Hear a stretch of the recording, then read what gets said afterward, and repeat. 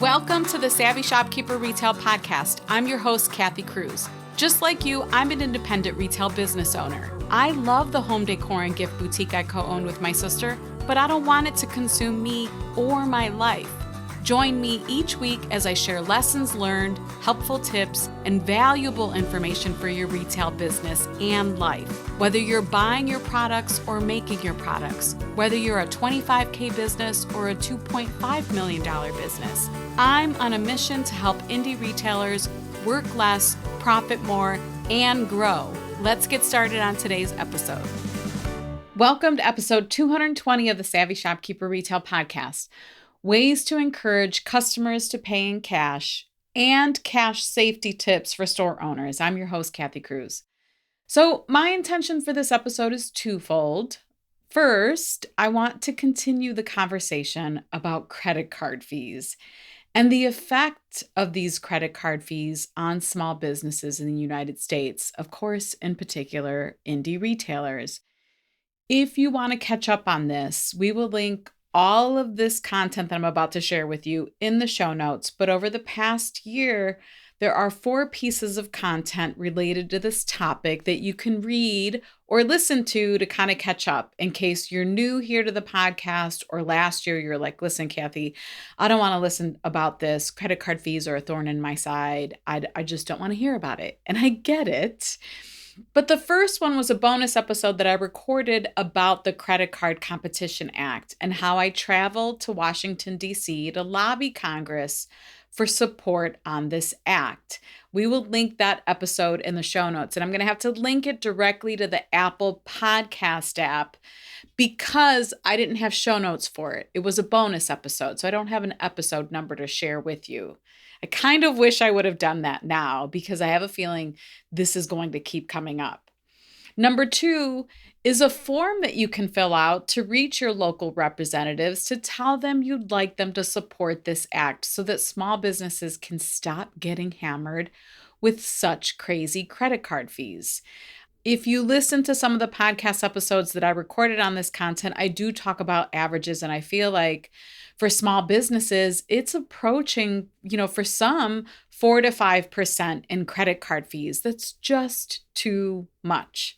I have another podcast episode. This is number 3, another podcast episode that I recorded as a follow-up to the other content, and I was explaining why passing fees onto our customers isn't the solution to the problem. And before you get upset with me, it isn't because I don't want you to find relief. It's just because I feel like we're perpetuating or encouraging these credit card companies to continue doing what they're doing. And I don't want to do that. I don't want that for our customers. I don't want that for us as business owners. The real problem here is that there's a bit of a monopoly in the credit card industry.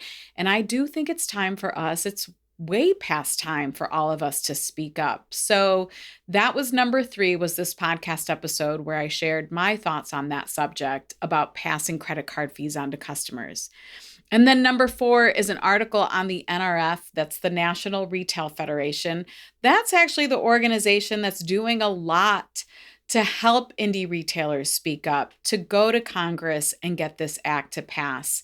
And I will give that organization a lot of credit because they could easily just go to the big box retailers who generate most of the retail revenue probably in the United States. But what they do is they always include the indie retailer. So I appreciate their effort here. And I also appreciate their effort in including us.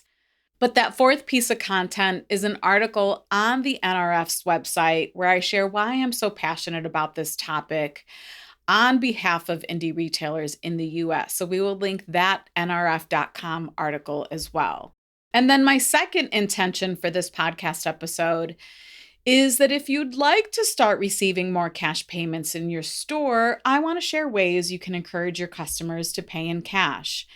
Before I start with my list of ideas, I want to acknowledge that some of you have fears around your safety if you promote this cash movement or have too much cash at your stores.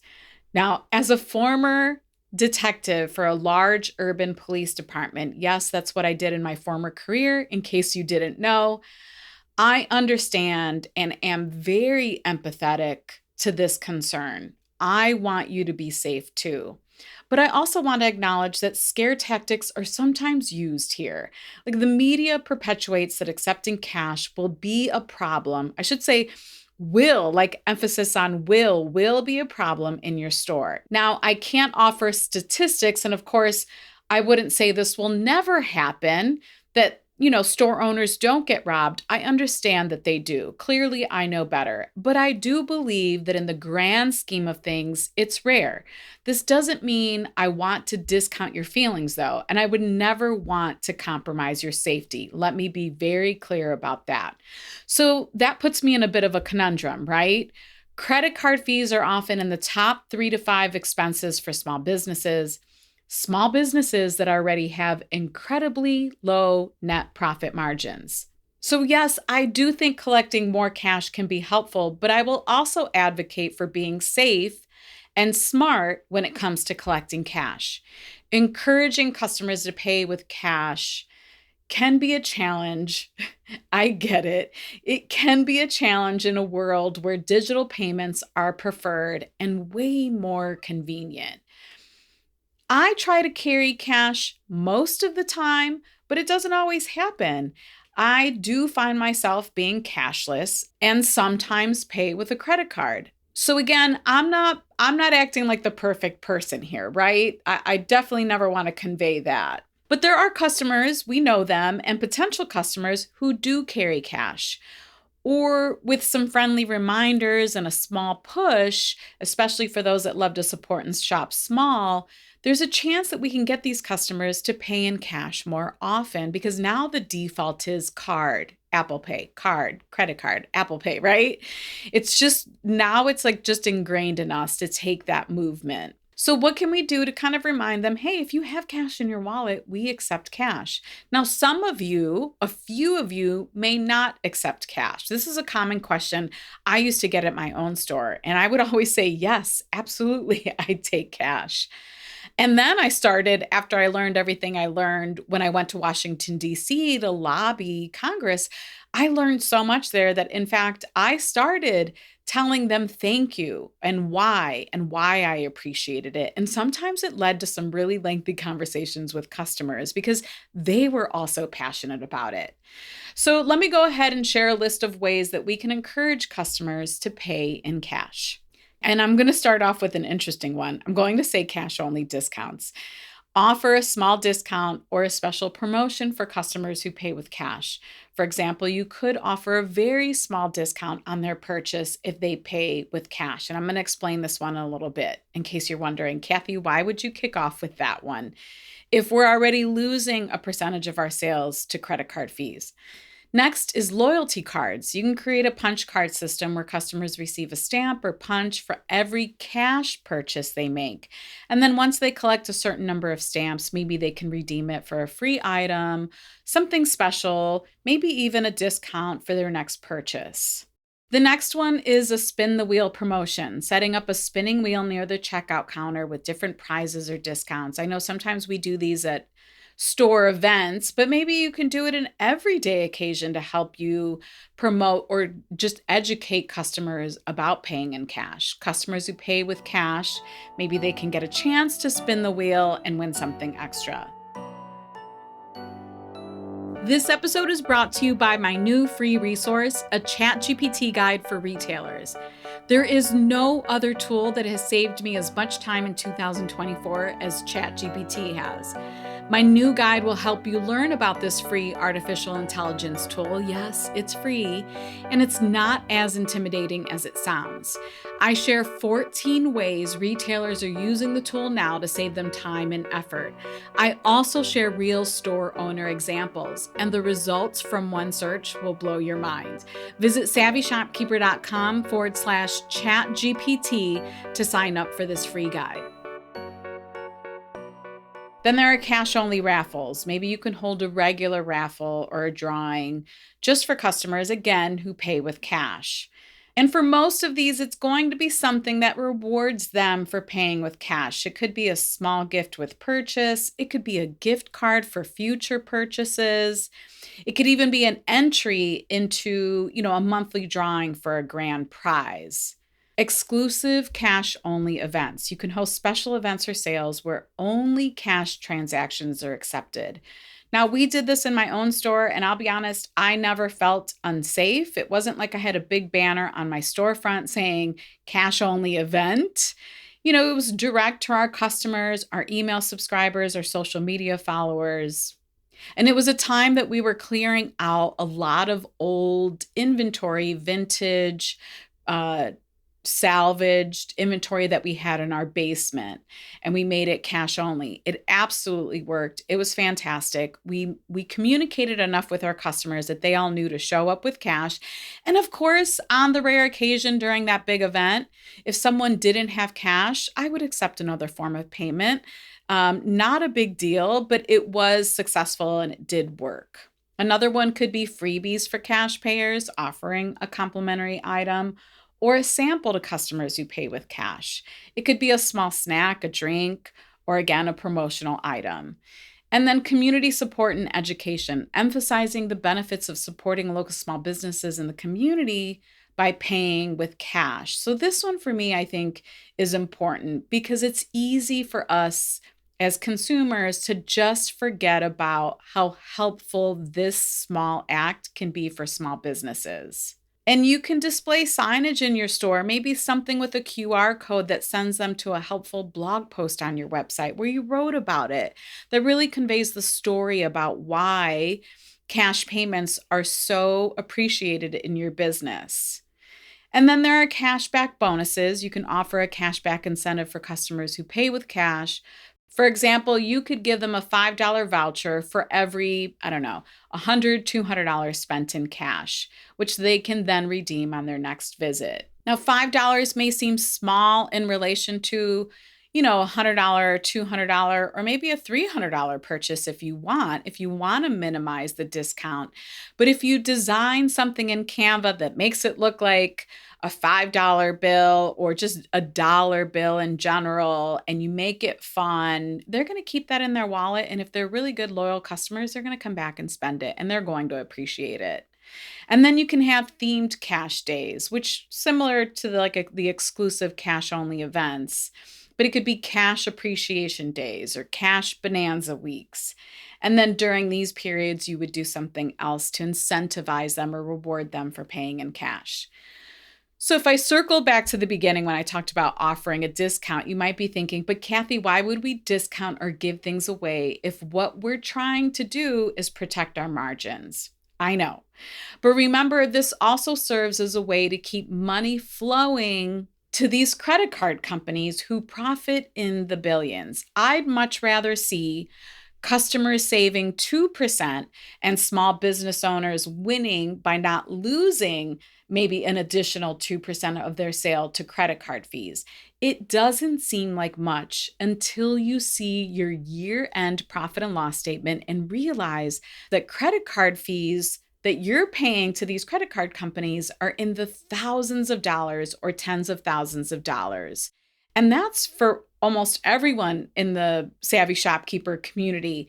I know in general how much you're generating in revenue, or at least the spectrum, from the smaller store owners who are generating maybe just under $100,000 a year to some of you who are generating $1, $2, $3, $5 million a year. It adds up. Remember, you can promote these incentives through your marketing channels. That includes social media, email newsletters. For me, I feel safer when I'm communicating this directly to the people that follow us and support us. If you'd like, you can add signage in your store, which I mentioned a couple minutes ago.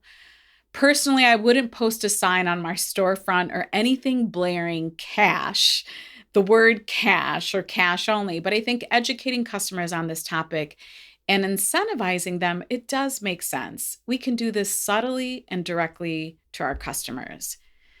And this is the perfect segue because I also want to talk about cash safety for small business owners. Your safety is 100% important to me. I know I said that at the beginning of this episode, but I want to just make sure that people don't think that I'm dismissing that. So here's a list of things that I think you can do to protect you as you start to maybe nudge your customers to pay more in cash, or as you start to educate customers about why cash transactions are valued and appreciated in your business. So number one, invest in a safe maybe. Like you can purchase a quality safe with a combination lock or digital keypad to store cash securely during business hours and overnight. Now, I want to say this because I know a safe alone isn't theft proof, right? But I'm just sharing some ideas to help you feel a little bit safer in this area. Number two, limit cash on hand. Keep only the necessary amount of cash in the register at any given time. And you can communicate this threshold with your team. Like you can say, hey, after you see, that there's an X amount of cash in the drawer, maybe there's a procedure for them to move it to the safe so it isn't sitting in the drawer. Number three, of course, install security cameras. And if you're wondering what security cameras a lot of store owners use, I have a free resource that includes lots of tools, lots of supplies, lots of equipment that store owners tend to order from. And you can go to savvyshopkeeper.com/resources to grab that free guide. It's called Tools of the Trade or Tools of the Retail Trade Resource Guide.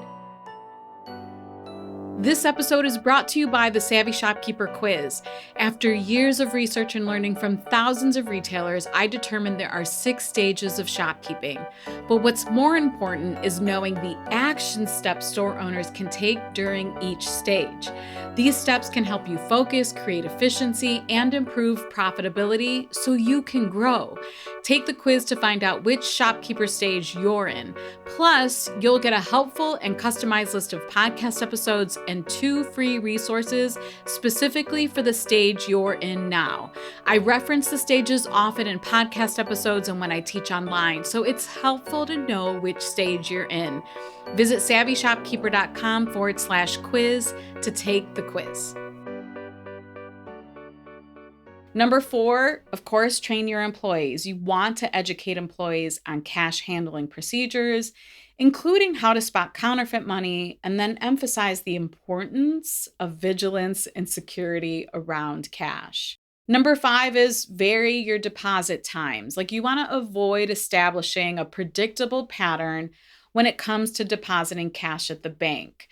I wouldn't recommend where if somebody's watching your store that they would see every morning at 8 a.m., you're walking out with a cash deposit envelope. So go ahead and change up the routine, change up who's going to the bank maybe. There are several things that you can do to remove those predictable patterns and not do the same thing consistently when it comes to cash deposits. Number 6, implement cash handling policies. This is definitely team related again. You want to establish clear protocols for cash handling, including procedures for opening and closing the register, conducting cash counts, and then reconciling discrepancies. So this is a bit more of like a systems and processes procedure that normally would be done, but some of you may not have this in place. This is a good time to consider putting something like that in place. Number 7 is keep a low profile. Like avoid advertising that you carry a lot of cash or that you do, maybe that you, like I said, have a big banner on your storefront, cash only. And some businesses are cash only. I also want to remind you of that. In Northeast Ohio, we have a few businesses who do that really, really well. And I've never heard any problems stemming from that. But we have a few. There are a couple of restaurants I can think of. And I get it. Like some people are going to say, well, it's different for restaurants. My point is you can still advertise that you're cash only and be okay. Maybe if you implement some of these safety procedures. Number 8 is emergency preparedness. Have some type of emergency in place in case a robbery were to happen. You want to train employees on what to do during such situations so that you minimize the risks and definitely ensure safety for the rest of your team too. In episode 112, it was titled Loss Prevention, Safety Tips to Protect You, Your Team, and Your Retail Business. I share some additional information on that topic, and that was episode 112. So you would go to savvyshopkeeper.com /episode 112. We will also have this linked in the show notes. Number 6, secure store perimeter. If you have multiple doors or windows, make sure that they are all secure. Especially, for both, really, while you're open. You don't want to keep your back door, especially if you're working by yourself or even with a team. You don't want to keep the back door open and allow someone to just walk in, give them access to an office, let them find the safe while you're up front working in the store. So go ahead and establish procedures for that too. Number 10 is utilize cash management systems. This one is more around maybe in-store theft, meaning team member theft, which I hate to talk about, but it happens, right? So what kind of systems can you set up just to make sure if you are starting to collect a little more cash, that everyone's on the same page, that when the drawer starts, it should have this amount. When it ends, there should be a procedure and a form to actually fill out. There are checks and balances involved where somebody closes the drawer and somebody else double checks what's in the drawer and signs off on this. There are lots of things that you can do regarding cash management systems in your business. And then the last one is just to stay informed. Stay informed about security best practices, especially around local crime trends. Are you in a Facebook group or text chat with other small businesses in your area so you can share this type of information with each other? We had a small group on Instagram, local businesses that were all near each other, and that would happen sometimes where something odd or a crime happened and the small business owners in our particular area would share and say, hey, this is what happened. This is a description of the person, so that we were all aware of it, because sometimes those types of crimes happen in patterns. So stay informed with each other, with other small businesses, or even local Facebook community groups. That comes up in those groups too. By implementing these safety tips, small business owners can help protect themselves and their employees and their assets from potential risks associated with handling cash transactions. I do think there's value in promoting and collecting more cash in your business. I really do. But at the same time, I think I've been really clear. I also want you to be safe. And the reason I want you to collect more cash is so that you can be more profitable, which is really something I'm focusing on a lot in 2024. How can I get retail store owners to profit more? So I hope you have an appreciation for that effort and for also sharing some tips on how to protect you, your store, and your team members. If you found this podcast episode helpful, please share it with a retail business friend or leave me a rating and a review on Apple Podcasts. But really what I'd like you to do is to share this with another retail friend, to spread the word about credit card fees, to spread the word that maybe there's something we can do about it, multiple things that we can do about it. And if you want to see the show notes to this episode or find links to anything I mentioned, you'll visit my blog at savvyshopkeeper.com /episode 220. That's savvyshopkeeper.com /episode 220. Until the next episode, be savvy and boss up.